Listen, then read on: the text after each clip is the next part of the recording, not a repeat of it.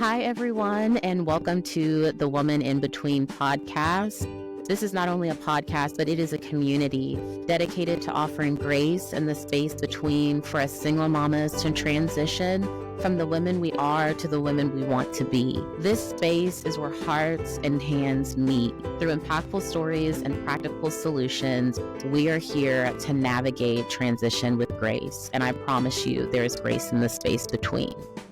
If you have not done so, I am going to highly recommend that you subscribe to our YouTube channel at The Woman in Between so you do not miss any of our new episodes. We are also streaming on all of your favorite podcast platforms, whether it is Spotify, Apple Music.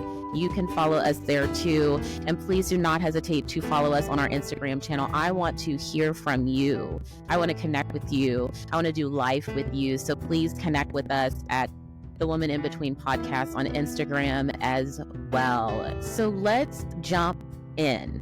It has been a minute since your girl has picked this mic up, and boy, has so much happened. And it has given me so much space to really think about not only where I want to take this podcast, but really identifying like what I need in the season that I am in. And so this is all about seasons and how do I identify our seasons to be able to just strategize to start working towards the best version of ourselves. And I know that this is the beginning of the year. This is usually when we see all of like our goal setting and vision boards and all of the amazing things to set us up for success. But how do you plan if you don't know where you are? So I wanted to really kick this off, one, with an update on how to even tell you, like, how are we even getting to this topic and just what has been happening so you can kind of understand just where my mind is. And I do try to be as transparent as possible on this podcast because I am navigating transition with you guys. I wish I was the guru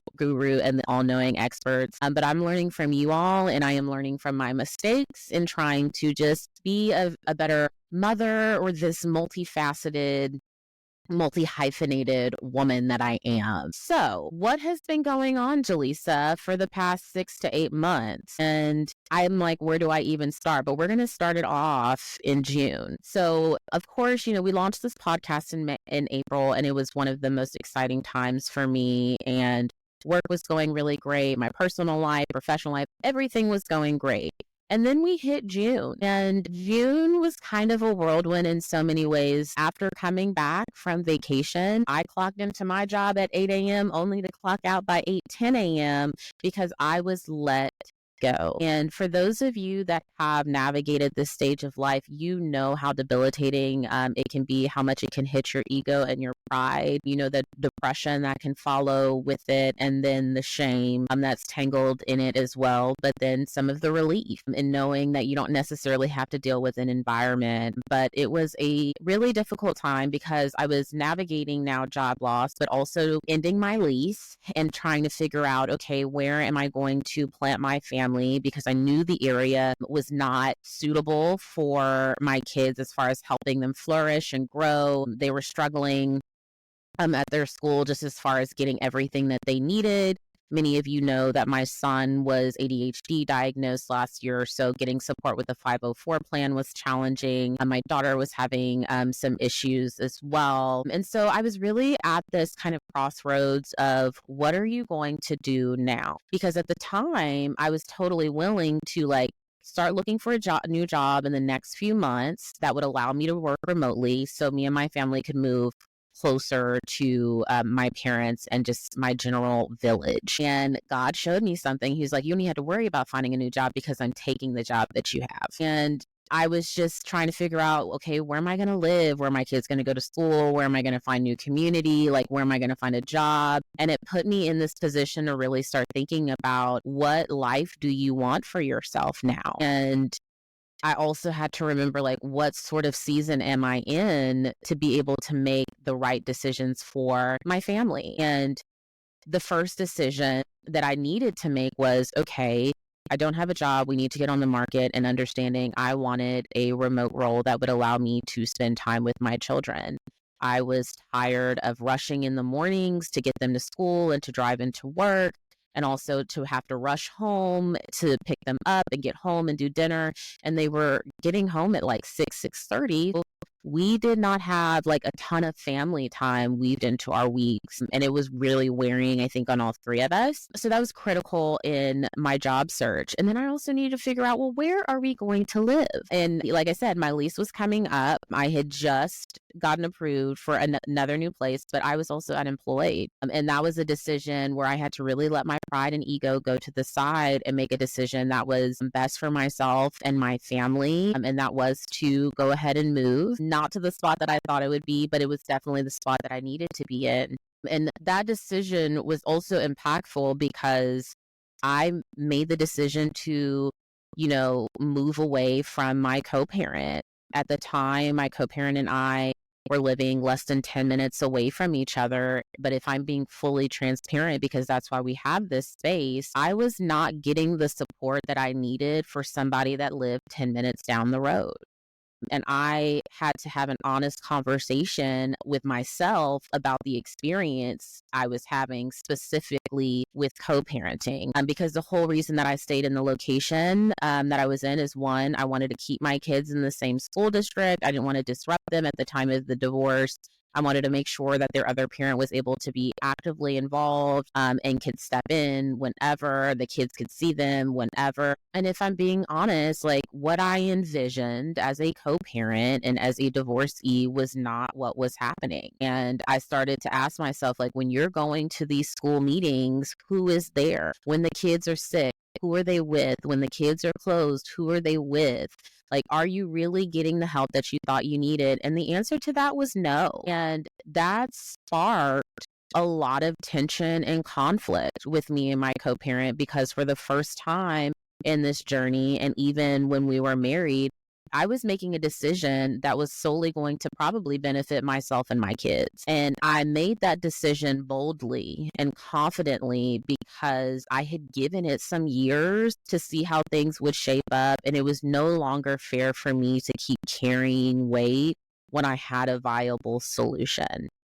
And that decision has served me tenfold. So we made the move, we transitioned school districts, and then I was very, very blessed to find a role, and not only another recruiter role for, I don't think I've actually said this on here. I did recruiting for 10 years in the IT space. I still love dabbling in recruiting because I love finding new opportunities for people. But I was ready for project management. I felt like it was definitely more aligned to what I was really doing professionally, right?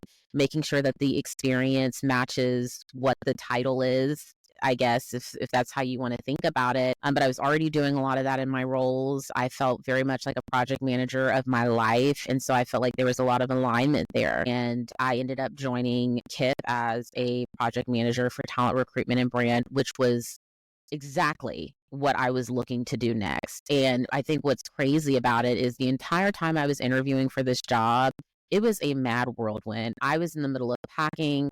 My kids were at home because daycare is expensive and I was unemployed. So I'm doing these interviews, I'm doing these performance tasks, and kind of just in this haze of it all and praying that God aligns me to the right opportunity. And I was very fortunate, and I appreciate God's favor. And I was lucky enough for that position to be remote, to where now my kids and I are able to spend significant amounts of time together. I can pick them up from school every day. They don't even need to go to an after school program. And then I'm also off on their holidays with them. And so our lives completely changed, and we are still very much adjusting. But I think I am now in a position that gives me not only more peace, but more bandwidth. And I'm not running around like a chicken with my head cut off. And I think it is even more impactful now, and my kids are getting supported in their education. It helps that they go to the school that my mom teaches at,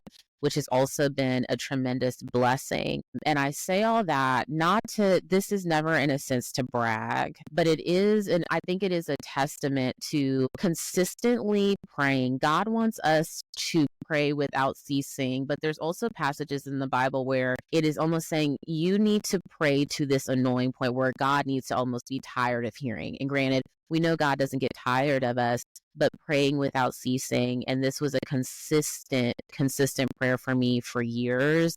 And I am slowly seeing it come to fruition. But we are still in a period of transition right now where I still want to solidify a better location for us to live, where I have a better peace of mind. That is a top priority. I want to make sure that the role that I'm in will not require me to come into office and I can maintain my flexibility. But I'm also, helping the kids transition with new friends, a new community, a new church. We're really trying to put everything with intentional alignment with where we are in this season.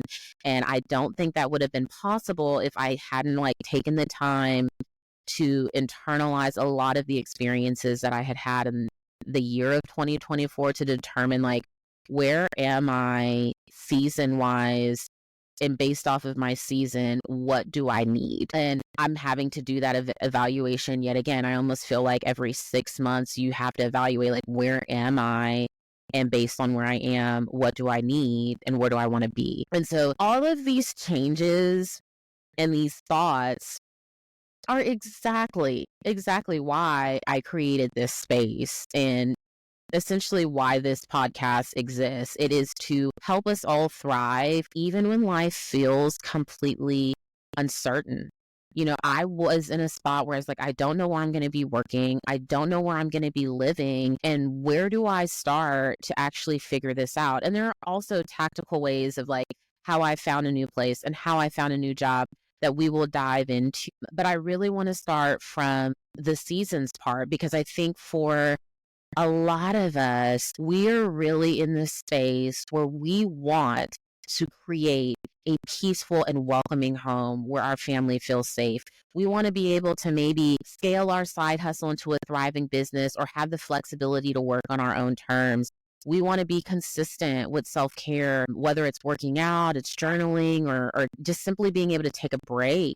And also being able to find a supportive community and embrace the season that we are in. But how do we do that? Because navigating the season that you are in life, it can bring on so many challenges. How are you able to prioritize and focus on what really matters? Because, right, we are always seeing distractions. A kid is sick, you're sick.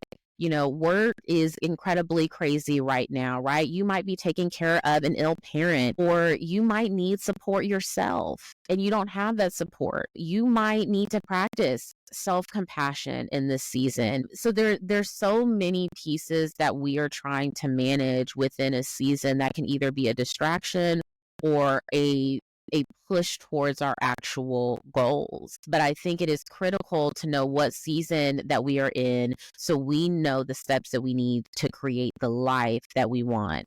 And so for me, I have said I am in a season of intentional alignment, where I am really focusing on the renewal, and I want to eventually get to the abundance side of this season. And I went through a great exercise that helped me identify where I was and kind of title out what I want my season to be. So I'm intentionally aligning to what my core focuses are. So for example, I know that I really want to prioritize working out. I want to prioritize bringing valuable content to the podcast. I also want to prioritize intentional family time. And so making sure that all of my decisions lend to that. And it helps when it comes to decision making, right? Where this is where I am. This is where I'm trying to get to. These are the steps that I need to get there. And so all of your decisions will be on that through line, if that makes sense. So where do we start? I keep saying seasons, but I'm sure you're like, Jelesa, what type of seasons? Are we talking about winter, spring, summer? And in a sense, yes. And I think that's the simplest way to put it. So when we talk about seasons, right, you have spring, summer, autumn, and winter.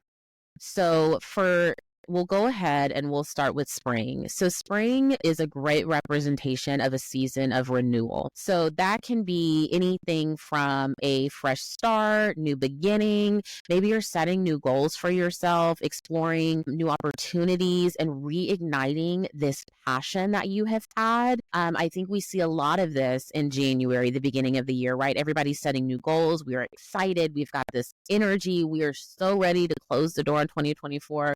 When I tell you, I get it. I slammed the door on 2024. And so when you're in the season of renewal, what are you focusing on, right? You're really focusing on building routines to support those new goals.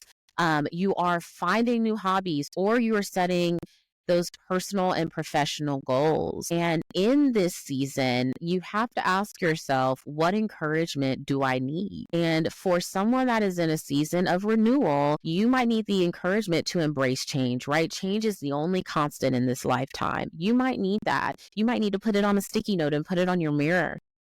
And then also being able to use this time to actually pursue what excites you. So you might actually need to plan for whether it's a few hours or a day where you just get to do the things that really excite you, and being able to trust in new beginnings. What has really been constantly not only said in a lot of the spaces that I've been in, but also something that I feel deep in my heart, when he says God is doing a new thing. And so when you're thinking about trusting those new beginnings, that is always what stays on my mind. If you are in this season, God is doing a new thing, and I am incredibly excited for you. So that is spring. The next season, we can go ahead and say summer, which honestly, summer is really my favorite because I low-key will always think of it as a hot girl summer, even though my hot girl summers are so far behind me. For those of you that don't know me, Harper is the product of a hot girl summer. So clearly that was my reason to go ahead and sit it on down. But for those of you that are still participating, I cannot wait to see the outfits, and I hope you have an amazing time. But for the purposes of this exercise, summer is a season of abundance. And when I think about, just the term abundance and the fact that we are meant to live a very abundant life, I think if you go back in my episodes where we talked about the scarcity mindset, right? This is the complete opposite. If you are in a season of abundance, this is a time where you are thriving, you are feeling really empowered, your energy is like super high, and your goals are being met. There's just this really great sense of confidence, and you are even more confident in the routines and practices that you have created for yourself. And I've definitely been in this season as well, especially post divorce. I would say like maybe 2023 was my big season of abundance, and even 2024 in a lot of ways, where I just felt this really heightened sense of confidence. I was really eager to just be outside and engaging with people. I had a ton of energy.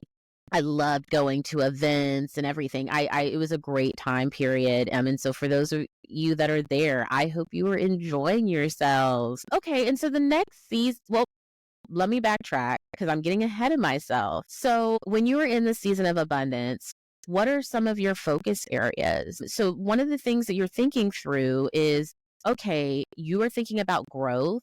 There's definitely a lot of celebration happening. And how are you celebrating yourself? You are connecting with others, right? When I said I was in my season of abundance, it was a heavy networking year. I was going to so many events and meeting new people, and it was the most exhilarating experience that I have had. And those connections have served me tenfold after that. And you're maintaining this momentum. You just wake up and you are excited to really start your day and get at it. But then the question is, what encouragement are you offering yourself or that you need? And this is definitely another area where you should be celebrating your wins. You worked hard for them, baby girl. And then also nurturing those connections that you have made. I think we get so eager to create connection, but you still have to maintain them and have those touch points. And then keep building on what you've achieved. You've already built the practices. You've already built the routines. You've already habits stacked. You are where you need to be. Continue doing it. And so if you're in this season, I'm so proud of you, and so happy for you to be celebrating in this season. So now we are ready for the next season, which, right, autumn or fall. And this is going to be a season of reflection. So I feel like a season of reflection typically does align with the actual fall season for me, usually because it's like Q3.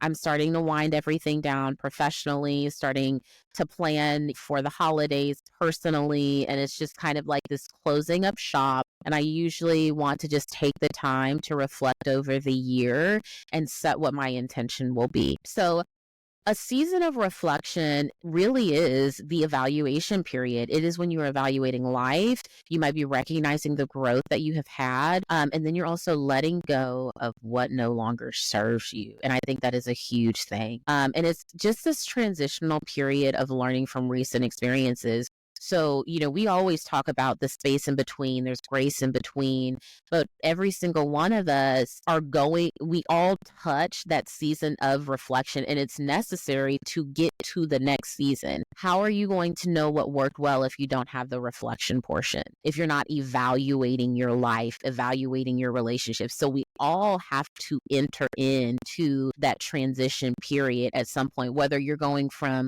abundance to restoration, you have to stop at reflection to be successful. And so you're focusing on self-reflection. You're also focusing on decluttering. And I want us to think about decluttering, not just in this physical sense, but decluttering just holistically. We hear a lot about decluttering not only our rooms and our homes, but decluttering our social spaces. Do you need to go through your social media spaces and declutter there? Is there content that you are taking in that is not helpful for you or beneficial for you? Do you need to go through your contact list and some of your friendships and reevaluate them and determine which friendships are distractions and which friendships are grounding and rooting you? You are doing an evaluation of your life and what you need to do to be able to get to the place of success that you would like. So this is a great area of personal growth. And I think the encouragement here, right? How do you encourage yourself in this season? Because sometimes reflection can be an isolating experience because it is very introspective. And so it's really critical in this stage to, one, allow yourself to pause, allow yourself to reflect, and shed some of the old patterns. And sometimes you can just set the intention of shedding those old patterns and then embracing the change that prepares you for growth. And that's one thing when I was going through my season of looking for employment. I remember in August, I just hit this point where I was very devastated and I was just very discouraged. And I really wish I could have looked and seen how far I'd actually come and how much I was doing already. And the fact that I had made a decision on where I was living and the fact that I was still maintaining my routines with my children, maintaining my self-care. I was in heavy, final round interview processes, and I was not taking the time to reflect on that and celebrate those wins. And I became very discouraged. So I think allowing that pause, being able to reflect and internalize is critical in this season of reflection. And so last, but definitely not least, winter, our favorite holiday, right? Like you're getting into the Thanksgiving and Christmas holidays, New Year's, we just passed that up. And so winter is a season of restoration. And I do think that a season of restoration always aligns with me for winter because usually during the holidays, I'm like, can I please just sit down and recharge from the year? I've usually probably wrapped up all of my projects for the year, but also managing the kids' extracurriculars. You guys know how those holiday parties can be. We're wrapping those up and all of the end of year stuff. So it is a time. It really is a time. And so what does it represent? And although it is chaotic around the holidays as parents and we're trying to do all the things, winter really should be a quieter time to rest and give yourself self-care. It is a time period for recharging and deep introspection and being able to prepare for the next cycle of growth. That is definitely what November and December and even January are for me. This past winter, I made the decision to go to Fredericksburg on a solo trip for the Christmas holidays, and I wanted the holiday movie experience. And that's exactly what I gave myself. And it was so restful. And it filled my spirit. I was able to recharge. I was able to think. I was able to sleep and really think about what worked well for me this past year and what are some areas that I have deficits and where do I want to grow and go. And I had so much pushback for making that decision, but it was one of the best decisions that I could have made for myself in taking that time to just relax. I did not want a hectic holiday, and I was in a position where my kids were going to be with their co-parent for the holiday, and I wanted peace. and I wanted gentle peace, like just super gentle peace. And that's what I went for. So in that time period, right, what was my focus? My focus was on self-care. It was on resting. It was on recharging. I wanted to connect spiritually. I was at the time reading through the book of Luke, which was a beautiful book. It's truly, if you want to see like the beautiful story of Christ, I would definitely recommend that, especially during that season. But I was connecting spiritually and emotionally to myself, and I needed that, and I had to give myself permission to do it. And I think this is very critical as mothers when we are in need of restoration. There is so much guilt and there is so much pressure that is put on us as mothers that when we get into a space where we need to give to ourselves, we either feel guilty or we even have people making us feel guilty. And I got to be honest, that happened with me.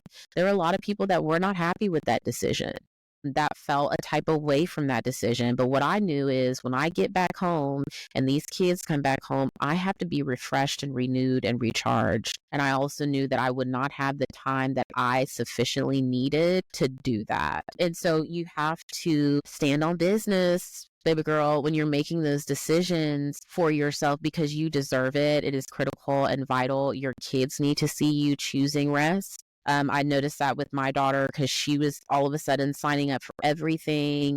I was driving like for 4 hours at a time, getting her from extracurricular to extracurricular. And she was like, well, I like to be busy like you, and I like to run around like you. And I realized, oh my goodness, what example are we setting here?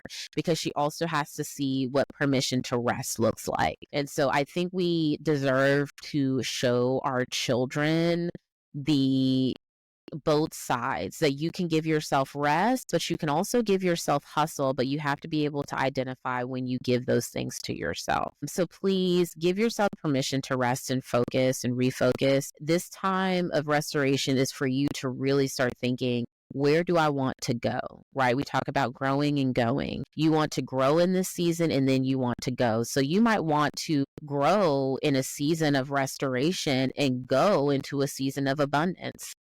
And how are you going to do that? You have to stand firm on what you need to fill your cup so you can go into that season of abundance. So I wanted to make sure that I identified those seasons of life because it is so critical to know where you are. And it's also critical to know where you want to be.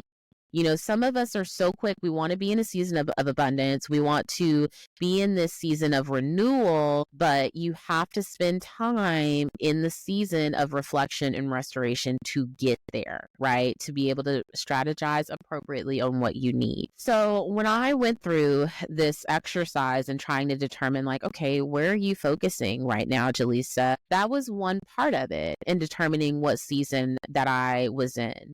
So I would say that I am probably still in this season, I would say a season of renewal, and I am trying to get into a season of abundance right now. And the next piece that I needed to really get to understand is, okay, what are areas that you're really strong in? What are areas that you have deficits in? What opportunities do you have and what distractions do you have? Now, I am not about to create a whole acronym because there's already one that exists. I essentially did a SWOT analysis on my life. So I looked at my strengths, I looked at my weaknesses, which are both internally focused, and then I looked at my opportunities, and then I looked at my threats/distractions, and those are external. And so this is an exercise that I want you to work through once you have decided or determined what season that you are in. And so whenever I was going through this exercise, what I asked myself whenever I was analyzing my strengths, right? And this is an internal exercise. You do not need to go off and ask all of these people, what are your areas of strength? I would actually be very careful with that because you have no idea what history or where the advice is rooted from. So you want to think about, what am I really strong at? And you can think about, what are people always asking me? But the biggest question is, what are my personal strengths that have helped me navigate the current season that I am in? You know, and if you want to apply that to, you know, the next season you want to enter into, you can ask yourself, what are some of my strengths that I've used in this current season that will help me in the next season? And then look at those focus areas. Those focus areas are going to give you critical pieces. If you know that you want to get to, let's go ahead and say you are in a season of restoration, right? So you're focusing on self-care, you're focusing on recharging, connecting spiritually and emotionally, but you eventually want to get to this season of renewal, right? Well, in renewal, you're focused on building routines, finding new hobbies, or setting personal goals. So if you were struggling with taking self-care, recharging, and connecting, it is going to be very difficult for you to then turn around and build a routine. How can you build a routine? And we can make it very plain. And I'll use one of my examples. I'm trying to build a routine for my sleep habits. So my morning routines and my evening routines. Well, if during my season of restoration, when I'm supposed to be caring for myself and resting, if I'm still running around and hustling like a chicken with her head cut off, I did not focus on, the self-care piece. So how did I spend time determining what routines I would even need? Because I haven't even given myself the rest yet. So I'm not prepared to enter into that season of renewal. We have to live out those seasons. We have to be able to show up in those seasons. We have to be able to have strong knees in those seasons, especially the focus areas, so we can move on to the next. So when you're going through these strengths, really think about what am I doing really well in this current season that I can take into the next season that I want to enter into. So you can ask yourself, what personal skills or traits have helped me overcome challenges in this season? What are people complimenting me on often? And then taking 2 to 3 strengths that you can rely on in this season that you can bring with you to support you in the next season. The next internal assessment is going to be your weaknesses. And I just hate the term weaknesses. I would rather deficits because I feel like it's just a little bit more positive centric, but you can choose what you want. And the key reflection here is what personal challenges or habits might be holding you back? Are there habits or thought patterns that are preventing you from thriving? Are you lacking confidence or are you lacking resources? Those are 2 different things. And then writing down one of those weaknesses to work on without judgment. So we can use the sleep habits routine, right? I'm trying to develop a better routine around when I go to bed at night. Okay, well, if I am also trying to fold laundry, I'm kikiing it on the phone until 11:30 at night, or I am drinking, which for me impacts my sleep, that is preventing me from thriving. Those are deficits that I need to fix.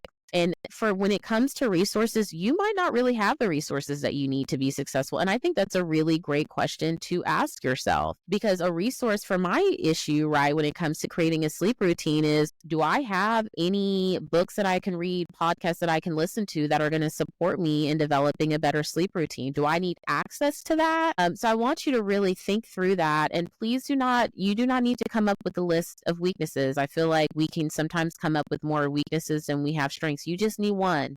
You just need one. You are already hard enough on yourself. Don't make it even harder. So those are our weaknesses.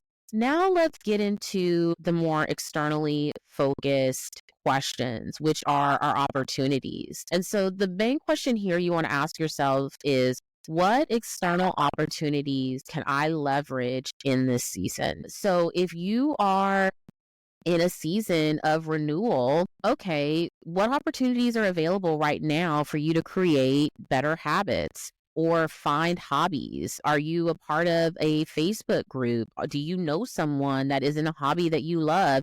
Are there relationships, resources, or skills that you can tap into? Are there people that you can reach out to? Social media is a great place to find different avenues, whether it's hobbies, you can find that stuff there. Is it a skill that you need to develop? And so you want to identify one opportunity that you can work on and just work on it for the month. And that's your focus. And it's whatever is happening in your season. If you are in a season of restoration, you might really just need to focus on finding opportunities for self-care. Do you know somebody that is really good at self-care? Reach out to them and ask them for tips. Do you have access to resources for self-care? Go on to Pinterest and look up, maybe it's a 30-day self-care challenge that you can do. Okay, are there skills that you can do to learn how to care for yourself? For me, I knew that I loved getting my nails done. I love to be able to get a massage, but realistically, as a single mother, right, I have to really think about my budget. So I learned how to do my nails.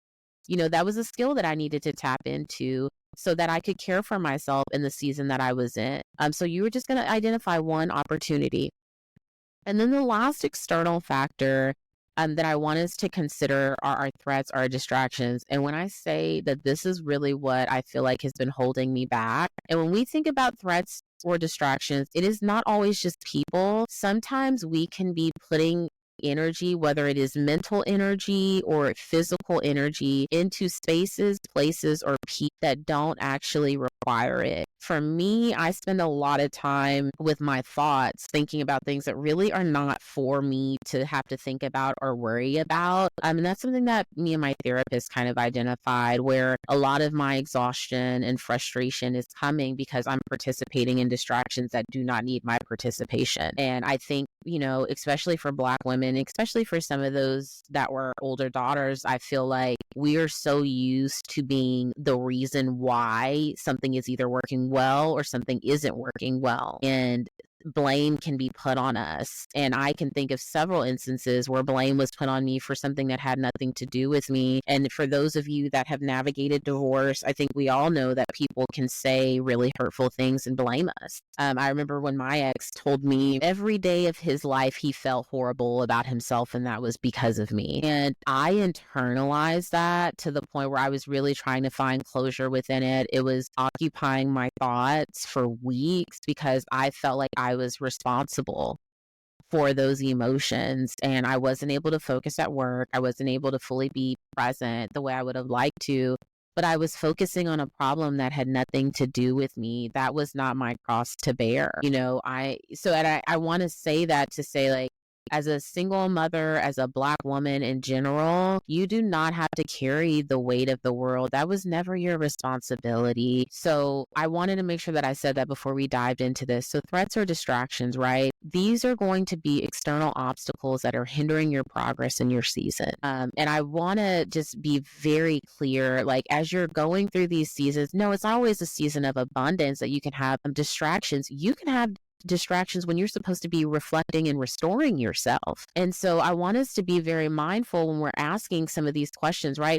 What challenges in your environment that you're facing, or circumstances? And even for us mothers, the challenge might be that your kids have been sick for the past month.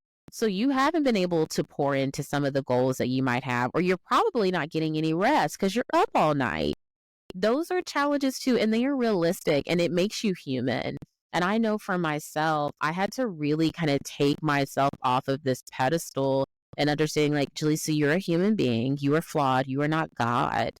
You're going to have challenges and you're going to have obstacles. And the true testament to who you are as a person is how you handle those obstacles. And I heard a great piece of advice as well saying, in parenting, it's not that the challenges get easier, you just get better at solving problems. And I think that this is what all of these seasons are. Every season you're going to come across a challenge, you're going to come across an obstacle or a problem. How do you navigate it?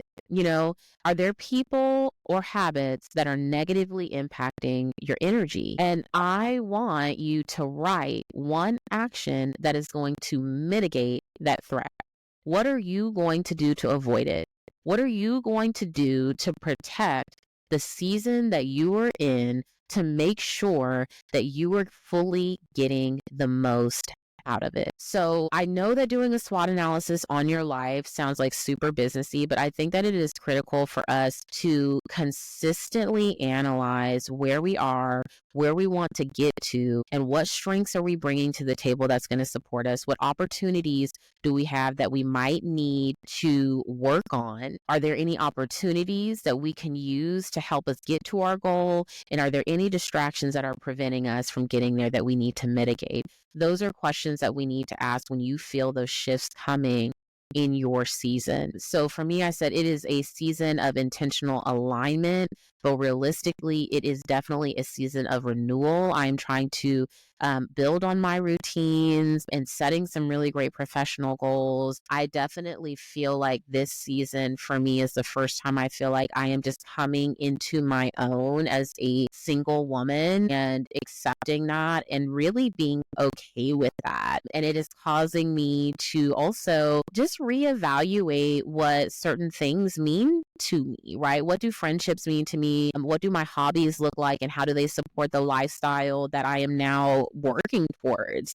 Because for some of us divorced mamas, right, you were connected to someone and you had a lifestyle and you were experiencing in some ways seasons together. And you are now having to create that for yourself. You're having to build routines that support a lifestyle as this single woman. You're having to find new hobbies that you probably didn't even think about when you were married. And now you're setting personal goals now that you can probably see a clearer path of just you as an individual. And those things take time. And I want to also say your season is not always going to align with like the actual season. So you might be in a season of renewal, but it's not spring. It could be during the summer, right? And you could experience multiple seasons in a short time frame. And I think the critical piece for me in understanding what season am I in is really being introspective and talking with God to understand, where are my deficits and where are you placing me right now? I think in Ecclesiastes 3:3, he talks about the different seasons that we can be, right? A time to cry, a time to smile. And I love that because it just shows how constant is the only change in this lifetime. And we are going to navigate a myriad of seasons. So I encourage you to take the time, just take 15 minutes, 30 minutes maybe, and just ask yourself, what season am I in? What season am I going into? And then take it a step further and do a deep dive analysis on the season that you're in and where you want to be in, and start making some plans. This is going to be a year where we thrive as single mamas. So many of us on here are hyphenated, multifaceted women that are wanting to grow robustly in a multitude of ways. But you have to start with a really great foundation. And I know this isn't one of the typical calls where I'm saying, what are your goals? Your goals are determined by the season that you're in. And it also allows you to be realistic about what you can offer. There have been times where I have been in a season of reflection or restoration, but I'm acting as if I'm in a season of abundance, and those things just don't add up. So you have to recognize that sometimes you might be in a season where you have to slow down. You might be in a season where you can pick it up. And so being able to understand that, and also knowing where your gaps are and where your strengths are, so you can encourage yourself and support yourself as you transition into each season. So I hope that this was impactful and informational for you. I cannot wait to hear what season you are in or what season you are trying to get to. So please make sure you're tagging the podcast, share your season with us, share what you're working on in your season. If you want to share your SWOT analysis, share that with us. I want to know, what season are you in and where are you trying to get to? And continue to pray over that for you. So thank you so much, everybody, for joining the Women in Between. I am so excited to be back and share all the things with you. But until next time, which will actually be next Tuesday, I'm excited to share that I am making a commitment. And we'll see how I'm praying that this commitment sticks, but to where we will be on here every Tuesday instead of every other Tuesday with a new episode for you, to just dive in, build a greater community. And I just cannot wait. So until next time, see you guys next Tuesday.